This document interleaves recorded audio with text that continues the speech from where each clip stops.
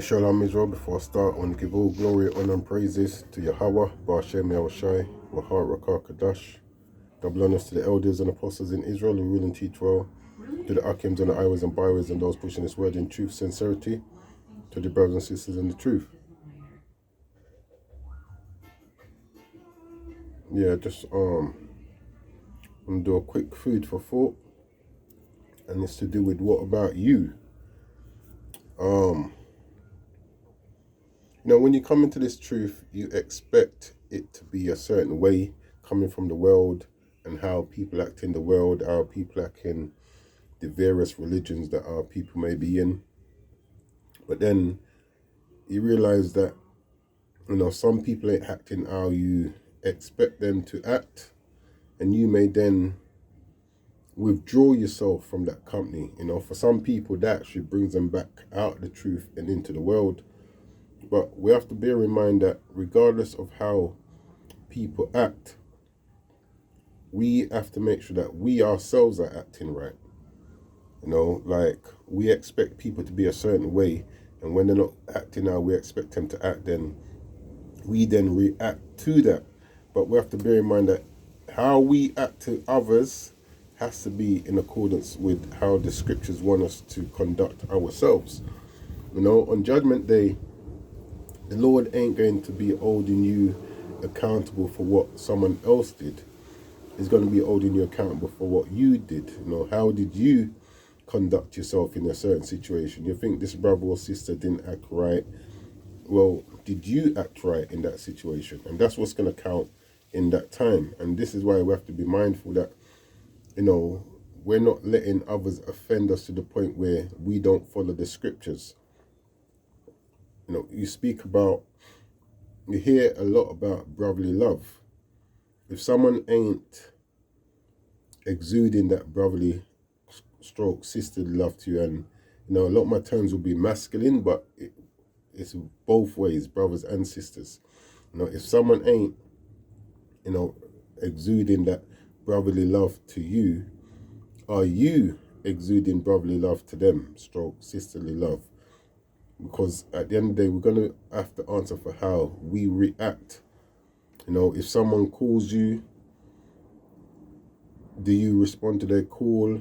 You have situations where you may call someone and days and weeks later you don't hear back from them. But then in the same breath, it will be, there's not enough brotherly love, there's not enough sisterly love. And ultimately, we're going to have to answer for how we conduct ourselves. One thing I always say is, I believe that those who are of the circumcision, what will be a killer, where you hear those words, depart from me, I never knew you, will be lack of brotherly love. Whereas those who are of the 2/3 will be a lack of unbelief, a lack of faith. And we don't want to put ourselves in a situation where we're holding someone else accountable for how they acted, but then we ourselves ain't acting how we should be acting according to the scriptures. Because on Judgment Day, the Most High ain't going to ask me about how this brother reacted, how that sister reacted. He's going to ask how you reacted to a specific situation. And something else we have to consider is that we may expect things to be different in this truth, which it should, but we also have to acknowledge that we're all coming into this truth, every one of us, even me, myself, with worldly issues. And unless we are working on those issues, those will still exist, and the truth will only amplify or expose them that bit more. You know what I'm saying? So if I've got certain ways about me that I came into the truth with, if I'm not working on those are going to be exposed even more. So it's for us to, like the scripture says, examine yourself whether you be in the faith. Don't let someone in the truth offend you to the point where you're not even applying the scriptures to how it should be applied. This is what we have to bear in mind. So, that's why I title it, what about you? Like, what are you doing? You know, are we complaining about how others react, and then are we acting in a manner which is according with the scriptures ourselves? You know, this is what we have to bear in mind. The truth itself, like I said, we come into this truth with issues, and it's meant to help us iron out and minimize those issues. But if we're not actually working on ourselves, and that that that entails a lot of self-examination, especially in situations, not more so when things are going good, but when things have gone bad. These are the more times when we need to be examining ourselves to say, well, my reaction, how I reacted, how I'm currently reacting, is it according to the scriptures? You know what I'm saying? So, you know, we have to bear these things in mind. You know, like, this is what come into my head today while I'm doing this little food for thought over certain situations that's happened in the past and of late. You know, we tend to complain about how this one reacted and now that one reacted, and you know, you get offended. But then how are you reacting to what they did? Are you reacting biblically?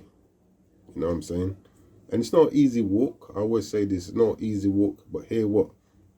It's a doable walk. Ecclesiastes or Ecclesiasticus Sirach 2 and verse 5, it says, gold is tried through the fire, and acceptable men, stroke women, in the furnace of adversity. So we have to expect situations to come our way, because this is how the Lord is trying and refining us through the situations that we go through. You know, we all have our worldly ways which we bring into this truth, and situations are going to be brought our way to refine us. Like, one thing I pray for is that the Lord will keep me faithful regardless of what situation may come my way. And he's not going to pick up his wand and do like we see in the films then, where you flick your wand and boom, you're faithful. No, he's going to bring trials. And this is what I have to bear in mind when I'm going through certain things, is that I always pray for the Lord to keep me faithful regardless of the situations that come my way. And like my brother Yasharala, one of the brothers in the camp, like, from he said this, like, I've always thought about this, and it's so true. He puts trials and situations your way to give you or help you with the things that you ask for. So for me to be able to keep my faith up in him when I'm going through trials and situations, you know what's going to happen? Certain trials and situations are going to come my way, and he's going to say, well, you asked for that. Let me see if you still trusted me regardless of how things work. So, you know, we have to check ourselves and think, well, what about me? You know, what about you? Are you acting according to the scriptures, even if someone else ain't? You know, even if someone else has offended you, someone else you feel have let you down. And especially to those who's new into this, everyone has to work out their own salvation. That's what the scripture says. Work out your own salvation with fear and trembling. So don't make how someone carries themselves or act in a certain situation then make you act a certain way which is not according to scripture. Because this is things that I've seen. You know, brothers get offended by people in the body they were with, or an individual. So now you just start to act in ways which ain't scriptural. You know what I'm saying? So yeah, let's just make sure that we're working on ourselves, which ain't going to be easy, but it's doable.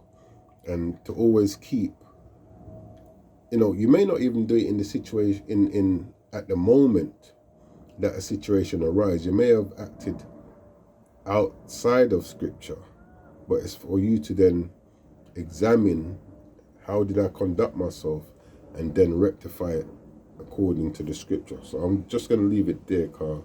Just a little food for thought, where, you know, we can always say, oh, this person never acts or that person never acts, so, but then how are you acting? You know what I'm saying? So Lord willing, this was edifying. Going to give all glory, honor and praises to Yahweh, Ba'ashem Yahushai, Wahar Rakar Kadash, Kwame Sha'alaman.